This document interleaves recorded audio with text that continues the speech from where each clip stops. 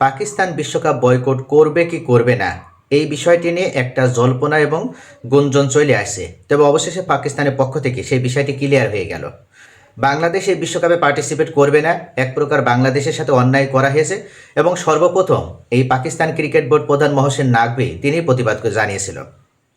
বিশ্বের অন্যান্য সহযোগী দেশগুলো তারা এটার বিরুদ্ধে সামান্য পরিমাণে বিন্দু প্রতিবাদ তো দূরে থাক, বাংলাদেশের পক্ষে তারা একটা বিবৃতি পর্যন্ত প্রদান করেনি।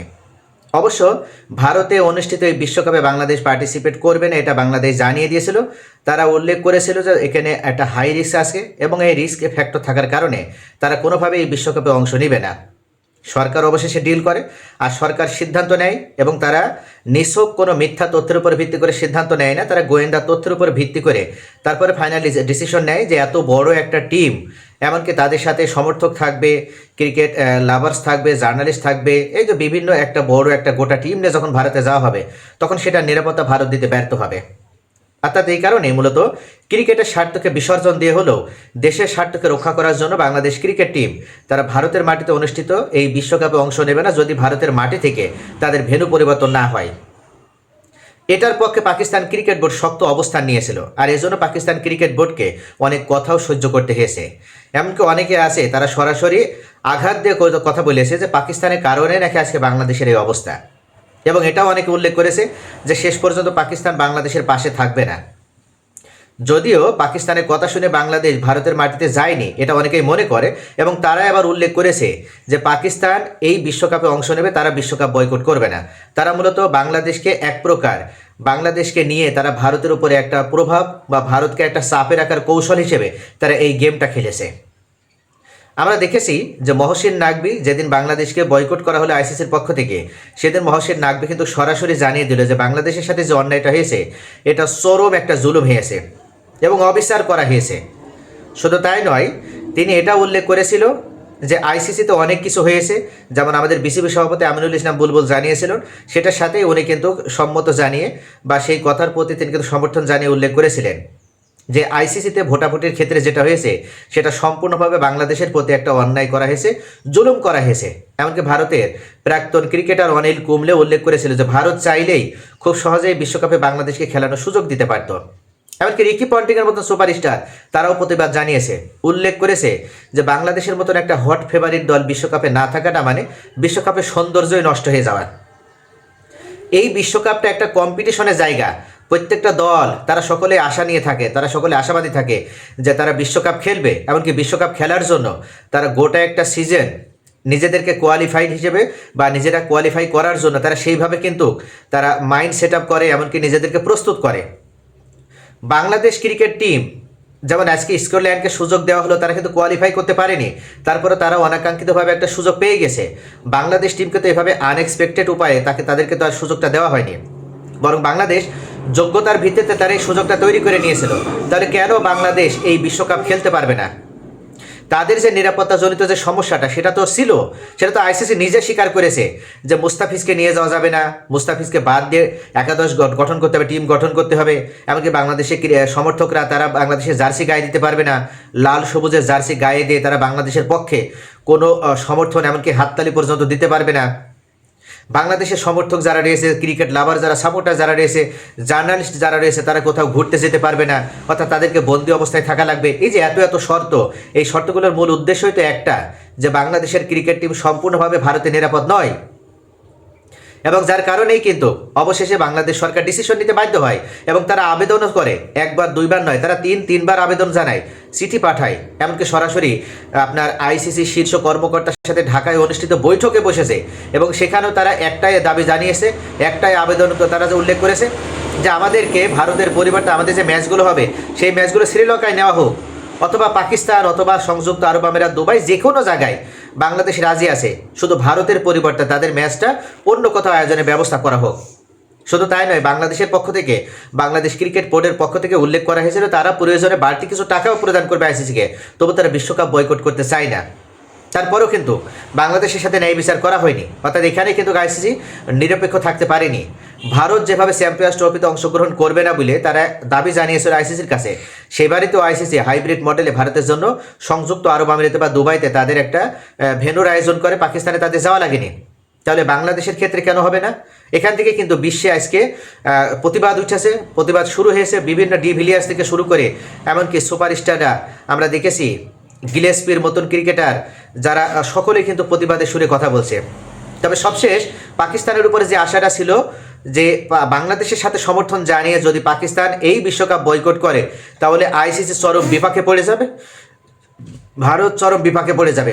অর্থাৎ ভারত এই বিশ্বকাপ তারা যে উদ্দেশ্য নিয়ে আয়োজন করতে চাচ্ছিল তাদের সেই উদ্দেশ্য সাধিত হবে না এবং ভারত সম্পূর্ণভাবে তারা ব্যাকফুটে চলে যাবে। শুধু তাই নয়, পাকিস্তান যদি এই বিশ্বকাপ বয়কট করে তাহলে আইসিসি 60 থেকে 65% তাদের লসের মধ্যে পড়তে হবে। অর্থাৎ পাকিস্তান এবং বাংলাদেশ যদি বিশ্বকাপ বয়কট করে তাহলে ভারতের পরে কিন্তু এই দুইটা রাষ্ট্রে সব থেকে ক্রিকেট প্রেমীদের বসবাস। বাংলাদেশ কিন্তু 20 কোটি মানুষের বসবাস, পাকিস্তানও সেম প্রায় অর্থাৎ 20 কোটির কাছাকাছি। তো দুইটা রাষ্ট্র মিলে প্রায় যেখানে 40-45 কোটি মানুষের বসবাস, এই 40-45 কোটি মানুষের কিন্তু প্রাণের খেলা, ভালোবাসার খেলা, আবেগের খেলা এবং সকলেই কিন্তু খেলা মানে সকল কাজকর্ম বাদ দিয়ে এই দেশের খেলা দেখার জন্য তারা টিভির সামনে বসে পড়ে, তারা লাইভ অনুষ্ঠানের সামনে বসে পড়ে। এছাড়া তারা কিন্তু ভিসা করে টিকিট কেটে তারা স্টেডিয়ামে হাজির হয়ে খেলা দেখে। তো এই দুইটা রাষ্ট্রের এই যে বিশ্বকাপে এবার যে পার্টিসিপেট করেছে যে 20টা রাষ্ট্র, তার ভিতরে এক ভারত ছাড়া অন্য সকল রাষ্ট্রের সম্মিলিত জনসংখ্যা বাংলাদেশ এবং পাকিস্তানের থেকে কম। তাহলে এই দুইটা রাষ্ট্র যদি বিশ্বকাপে পার্টিসিপেট না করে তাহলে আইসিসি চরমভাবে ব্যবসায়িকভাবে তারা ক্ষতিগ্রস্ত হবে, তাদের স্পন্সরশিপ হারাবে, তারা ব্রডকাস্টিং সত্ত্বেও তারা সেভাবে পাবে না। অর্থাৎ সব মিলিয়ে তাদের চরমভাবে ক্ষতির মুখে পড়তে হবে। এমন হবে যে এক ভারতের ম্যাচকে দেখা যাচ্ছে যে পাকিস্তান বয়কট করলো, বাংলাদেশ না থাকাতে স্কটল্যান্ড খেলছে, তার মানে এমনিতে এই বিশ্বকাপ তার গ্রহণযোগ্যতা বা তার জনপ্রিয়তা হারিয়ে ফেলেছে আগে থেকে বাংলাদেশ না থাকার কারণে। শুধু তাই নয়, পাকিস্তান না থাকলে ভারতের ম্যাচগুলোতেও দেখা যাবে যে আপনার স্টেডিয়াম ভর্তি জনগণ আসবে না, টিকিট বিক্রি হবে না সেভাবে। শ্রীলঙ্কাতে অনুষ্ঠিত যে ম্যাচগুলো সেগুলো তো সেভাবে লোক পাওয়া যাবে না। অর্থাৎ সব মিলিয়ে চরমভাবে আইসিসি ক্ষতিগ্রস্ত হবে।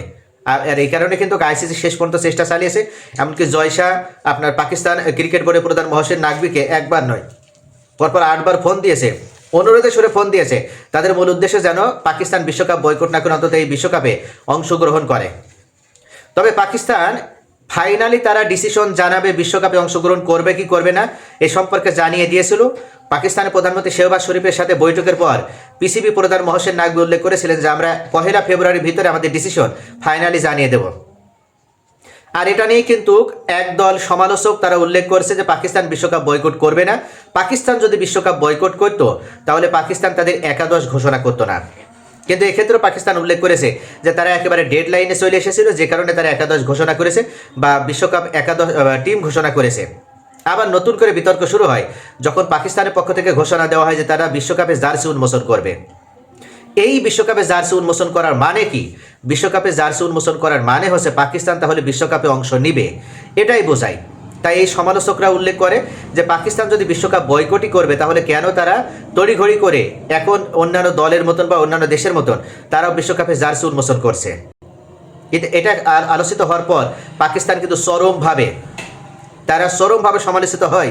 এমনকি যে পাকিস্তানের প্রতি সম্মান জানে বা যে পাকিস্তানের কথার উপরে সমর্থন জানিয়ে বা যে পাকিস্তান বাংলাদেশের দাবির প্রতি সমর্থন জানিয়ে বাংলাদেশের পাশে দাঁড়িয়েছিল, সেই পাকিস্তান যদি বাংলাদেশের জন্য কিছু না করে বা বিশ্বকাপ বয়কট না করলেও যেন আইসিসিকে একটা চাপ দিতে পারে, অন্তত যে কোনো একটা অন্য কোনো ওয়েতে যেন ভারতকে একটা চাপে রাখতে পারে, এমন কোনো পন্থা যদি অবলম্বন না করে পাকিস্তান, তাহলে বাংলাদেশের পাশে আর তো কেউ দাঁড়াবে না, বাংলাদেশের পাশে আর তো কেউ থাকলো না। তো এই দুইটা রাষ্ট্র সম্মিলিত শক্তি যদি আইসিসিকে অন্তত এমন একটা নিরপেক্ষ পর্যায়ে নিয়ে আসতে পারে যেখানে বিসিসিআইয়ের কোনো হস্তক্ষেপ কাজে আসবে না, যেখানে ভারতের ক্রিকেট বোর্ডের কোনো হস্তক্ষেপ কাজে আসবে না, অর্থাৎ পাকিস্তান এবং বাংলাদেশের সম্মিলিতভাবে আইসিসিকে একটা নিরপেক্ষ প্রতিষ্ঠান হিসেবে দাঁড় করাতে সক্ষম হবে, এমন একটা দাবি যদি তারা তুলে ধরতে না পারে তাহলে এই প্রতিবাদের মানে কি? তাহলে উচিত হবে যে আইসিসি মানে ভারতের ক্রিকেট বোর্ড এটা মেনে নিয়ে ভারত যেটা বলবে সেটা মেনে নিতে হবে এবং সেই অনুযায়ী চলতে হবে। তো ফাইনালি পাকিস্তান তাদের বোধোদয় হয়েছে, তারা রিয়ালাইজ করতে পেরেছে, তারা এবার ঘোষণা দিয়েছে যে আজকে আপনার পাকিস্তান এবং অস্ট্রেলিয়ার মধ্যকার যে দ্বিতীয় টি-20 ম্যাচ, এই দ্বিতীয় টি-20 ম্যাচে তাদের যে বিশ্বকাপের উদ্দেশ্যে যে জার্সি উন্মোচনের কথা ছিল, যে জার্সি কিট উন্মোচনের কথা ছিল, সেটা তারা উন্মোচন করবে না। কেন উন্মোচন করবে না সেটা তারা জানিয়ে দিয়েছে। অর্থাৎ বিশ্বকাপ ইস্যুতে পাকিস্তান এখনও অনিশ্চয়তার মধ্যে রয়েছে। তারা আদৌ বিশ্বকাপে অংশ নেবে কিনা এটা নিয়ে তারা এখনও সংশয়ের ভিতরে আছে, দ্বিধার ভিতরে রয়েছে। যে কারণে তারা আজকে এই আপনার দ্বিতীয় যে টি-20 ম্যাচ, এই দ্বিতীয় টি-20 ম্যাচে তারা কোনো ধরনের কোনো জার্সি উন্মোচন করবে না। এটার পরপরই কিন্তু যারা সমালোচনা করছিল তাদের মুখ বন্ধ হয়ে গেল এবং আইসিসি আবার নতুন করে ভাবতে বাধ্য হলো। আইসিসি এক প্রকার ধরে নিয়েছিল যে পাকিস্তান হয়তো শেষমেশ বিশ্বকাপে আসবে, কিন্তু তাদের এই ঘোষণার পর আইসিসি একেবারে মন ভেঙে গেল। আইসিসির ভেতর থেকে তারা চরম একটা চাপ অনুভব করছে এখন। শুধু তাই নয়, ভারতে এই বিশ্বকাপের কিন্তু আর কোনো গ্রহণযোগ্যতাই থাকলো না। ইতোমধ্যে আমরা দেখেছি কলকাতাতে নিপা ভাইরাস ব্যাপকভাবে অর্থাৎ ডেডলি ছড়িয়ে পড়ার মাধ্যমে কিন্তু ইংল্যান্ড, অস্ট্রেলিয়ার যারা ক্রিকেটার, এমনকি স্বাস্থ্য বিশেষজ্ঞ, স্বাস্থ্যমন্ত্রী যারা রয়েছে তারা উল্লেখ করেছে যে আমরা গভীর পর্যবেক্ষণে রেখেছি, অর্থাৎ ভারতে যে অবস্থা নিপা ভাইরাস এটা যদি আরও ছড়িয়ে পড়ে তাহলে সেক্ষেত্রে কিন্তু তারা বাধ্য হবে ভারতের পরিবর্তে অন্য কোনো রাষ্ট্রে আইসিসির কাছে আবেদন জানিয়ে তাদের ভেন্যু পরিবর্তন করতে। আর যদি অস্ট্রেলিয়া এবং ইংল্যান্ড এই মোড়ল দুই দেশ যদি আইসিসির কাছে অনুরোধ করে তখন কিন্তু আইসিসি বাধ্য হবে ভারতের মাটি থেকে বিশ্বকাপ ভেন্যু সরিয়ে নিতে। তো এক প্রকার এমনি প্রথম থেকেই এই বিশ্বকাপ ভারতের মাটিতে যেটা অনুষ্ঠিত হচ্ছে ভারত নিজেরাই বিতর্কিত করে নিয়েছে। এখন একের পর এক এটার ফল তাদের ভোগ করতে হবে। অর্থাৎ তারা যে ফাঁদ পেতেছিল বাংলাদেশের জন্য, তারা যে ফাঁদ পেতেছিল মুস্তাফিজের উদ্দেশ্যে, আইপিএলকে কেন্দ্র করে যে বিতর্ক তারা শুরু করেছিল, সেই বিতর্কে এখন তাদেরকে কিন্তু চরমভাবে ক্ষতিগ্রস্ত হতে হচ্ছে। ইতিমধ্যে ভারতের ক্রিকেট বোর্ডের উপরে একটা চরম ক্ষতি নেমে এসেছে। একের পর এক তাদের কিন্তু আর্থিক ক্ষতি যেমন হচ্ছে, ঠিক তেমনইভাবে ভবিষ্যতে তাদের যে একটা অলিম্পিক একাদশ হওয়ার কথা ছিল, সেই অলিম্পিক যে তারা যে অলিম্পিক আয়োজক দেশ হওয়ার কথা ছিল ভারতের, সেটাও কিন্তু তারা আর হতে পারছে না। ইতিমধ্যে বিশ্ব অলিম্পিক অ্যাসোসিয়েশন তারা জানিয়ে দিয়েছে যে 2036 সালে অলিম্পিকের যে আসরটা সেটা ভারতে অনুষ্ঠিত হবে। অর্থাৎ ভারত এক্ষেত্রে তারা আয়োজক হওয়ার জন্য ইতিমধ্যে বিশ্ব অলিম্পিক আপনার সংস্থার কাছে তারা আবেদনও জানিয়েছে। কিন্তু বর্তমান এই ক্রিকেট নিয়ে বা ক্রিকেটে পলিটিক্স ঢুকিয়ে ভারত যে নোংরা রাজনীতি করলো, বাংলাদেশকে যে কৌশলে তারা বয়কট করলো, এটার ব্যাড ইফেক্ট কিন্তু এবার অলিম্পিকেও পড়লো। বিশ্ব অলিম্পিক একাদশ থেকে জানিয়ে দেওয়া হয়েছে যে 2036 সালে ভারত কোনোভাবে তারা অলিম্পিকের এই আসর তারা আয়োজন করতে পারবে না, বা তারা এই আসর আয়োজন করার মতন যোগ্য রাষ্ট্র নয়।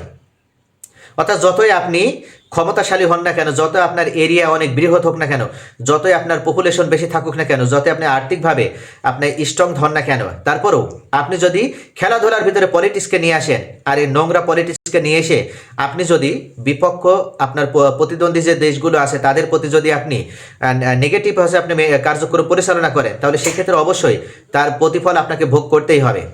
এবং সেটাই কিন্তু ভারতের ক্ষেত্রে হলো। অর্থাৎ ভারত এই বাংলাদেশের সাথে মুস্তাফিজ ইস্যুকে কেন্দ্র করে যে রাজনৈতিক গেমটা খেলেছিল, যে বিশ্বকাপ যে গেমটা খেলেছিল, এখানে চরমভাবে কিন্তু ভারত ক্ষতিগ্রস্ত হলো। ক্রিকেট ক্ষেত্রে তারা যতটা ক্ষতির মুখে পড়লো, সেম একইভাবে এই 2036 সালের অলিম্পিকের আসরটি ভারতে যদি শেষ পর্যন্ত আয়োজন না হয়, তাহলে ভারত কিন্তু চরমভাবে ব্যাকফুটে চলে গেল এবং বিশ্বের কাছে ভারত তাদের কিন্তু আর মুখ দেখানোর মতন বা তাদের যে সম্মানের জায়গাটা, সেই সম্মানের জায়গাটাও আর থাকবে না। তো অবশেষে পাকিস্তান ডিসিশন নিয়েছে যে পাকিস্তান তারা বিশ্বকাপে জার্সি উন্মোচন করবে না। তারা অনির্দিষ্টকালের জন্য বিশ্বকাপ জার্সি উন্মোচনের যে ঘোষণা সেটা তারা বাতিল করেছে, এবং কবে নাগাদ করবে কি আর আদৌ করবে কিনা সে বিষয়ে তারা পরবর্তীতে জানাবে। তো এখন মূল বিষয় আছে পাকিস্তান 1 ফেব্রুয়ারি পর্যন্ত সময় নিয়েছিল। 1 ফেব্রুয়ারির ভিতরে তারা জানিয়ে দেবে যে তারা সত্যিকার অর্থে এই বিশ্বকাপে অংশ নেবে কি নেবে না।